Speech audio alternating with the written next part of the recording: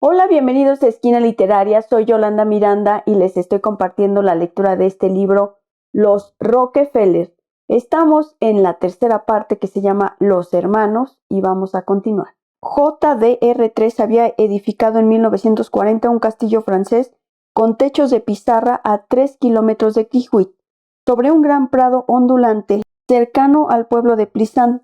Si bien esto podía interpretarse como un deseo de escapar a las obligaciones, viviendo apartado del patriarca de la finca, los dos hermanos siguientes reaccionaron al contrario y se trasladaron al centro espiritual de la propiedad. Después de casarse, Nelson reclamó Heaps House, una casona colonial holandesa con profundas cuchillas en la puerta, que la tradición local atribuía a sablazos de los mercenarios del ejército inglés durante la Guerra de la Independencia, y Lawrence había mandado construir una casa moderna de ladrillo blanco, a la que llamó Kent House, a tiro de piedra de la de Nelson, mientras que David, con la prudencia que cabía esperar del autor de una tesis sobre el despilfarro, compró la casa que había mandado construir Babs cuando ésta se divorció en 1943 y le puso el nombre de Hudson Pines. Winthrop no llegó a construirse casa en Pocántico, pero a veces se alojaba en Brewer House, una estructura ultramoderna en madera y vidrio diseñada por Marcel Brewer, que tras ser expuesta en el Museo de Arte Moderno de Nueva York, fue desmontada en secciones, cargada en camiones y enviada a Pocántico, donde volvieron a montarla. La llamaban la casa de huéspedes. Aparte de las otras residencias que tuvieran los hermanos, casi todos tenían 3 o 4.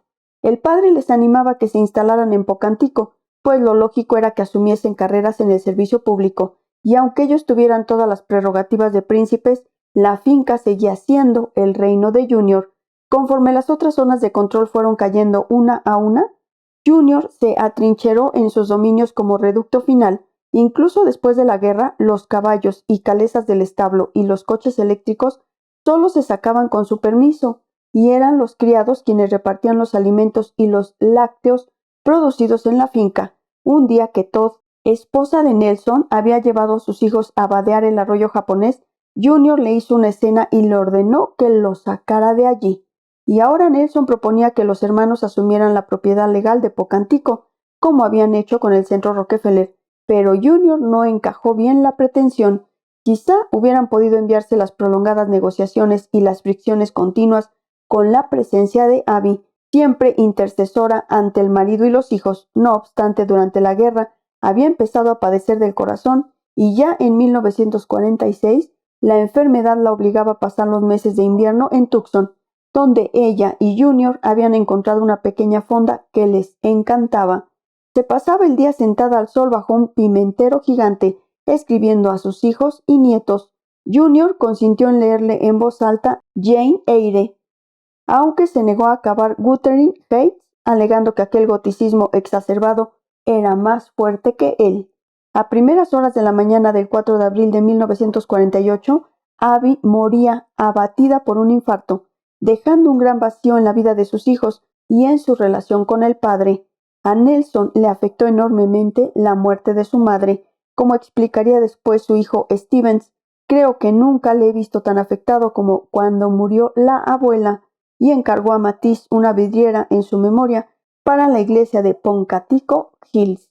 Tras dilatadas discusiones en 1950, Nelson conseguía convencer a Junior para que crease Hills Realty, un trust familiar con las fincas incluidas Pocántico. Al principio Junior era el único accionista, pero en 1952 Nelson ya se instaba a que vendiera a los hermanos sus intereses en Hills Realty, y envió a su padre un escrito señalándole que la venta de acciones a los hermanos no cambia en absoluto la relación y el uso que haga padre en vida de la propiedad. El presidente de la compañía, Nelson, por acuerdo de los hermanos, tendrá completa potestad para tratar con él. Junior se resistía a la idea, pero admitió los razonamientos de Nelson en cuanto a las ventajas fiscales de tener la propiedad registrada a nombre de un trust, y entendió su inquietud por la posible confusión de titularidad en caso de óbito, pero le costaba trabajo mostrarse de acuerdo, como señalaba en una carta a su amigo de Bevois, escrita en la primavera de 1952. Supongo que existen sobrados motivos para hacer esta venta y que no hay razón para retrasarla. pero por otra parte sigo teniendo la estúpida impresión de que es agradable ser propietario de la casa en que uno vive. Quizá en otoño me hagan la idea de que es una tontería mantener esta postura, dadas las ventajas que supone la venta.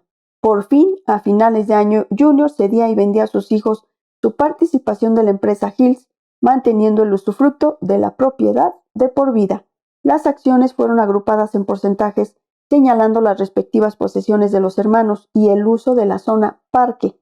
Nelson y Lawrence, que tenían en él la casa, obtuvieron el 30,75%. David, que vivía cerca del parque, el 23%. John III y Winthrop, el 7,75% cada uno. El precio que pagaron por 245 acres y edificaciones había sorprendido a cualquier agente de la propiedad. $311,000 por un terreno que valía 10 o 20 veces más. Aunque algo desconcertado por la prisa con que los hijos se habían hecho cargo de las instituciones familiares, Junior hubo de reconocer que para eso los había estado educando desde niños. No solo era inevitable, sino lo propio.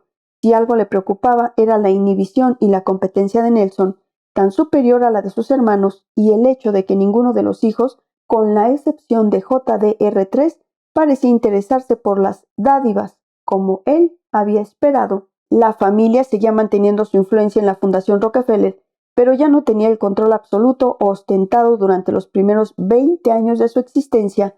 La situación no era ya la misma en 1936, cuando Raymond Fosdick dejó bien sentado como condición para aceptar la presidencia la imprescindible independencia respecto a la familia. Pero incluso ya antes, quizá desde que la Comisión Walsh desveló los motivos por la que la Fundación había adoptado una postura partidista en la huelga de Ludlow, Junior había comprendido que si la institución más importante de la obra filantrópica familiar tenía que desempeñar un cometido en la vida nacional, no podía correr el riesgo de verse acusada de títere en manos de sus fundadores. Él personalmente había heredado tal cantidad de dinero para donar que no necesitaba la fundación para sus obras benéficas, las cuales de todas maneras habían adquirido un carácter marcadamente personal. Sin embargo, sus hijos no tendrían ni mucho menos tanto dinero para gastar, y comprendió que necesitaría una institución para realzar el impacto de sus donaciones y al mismo tiempo poder controlar y canalizar su filantropía hacia campos primordiales para las carreras que estaban a punto de emprender.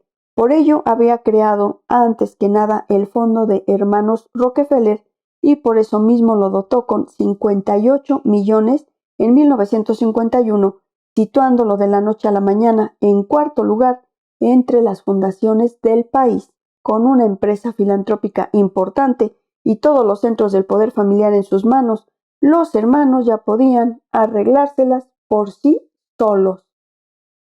Espero que les haya gustado la lectura del día de hoy de este libro, Los Rockefeller.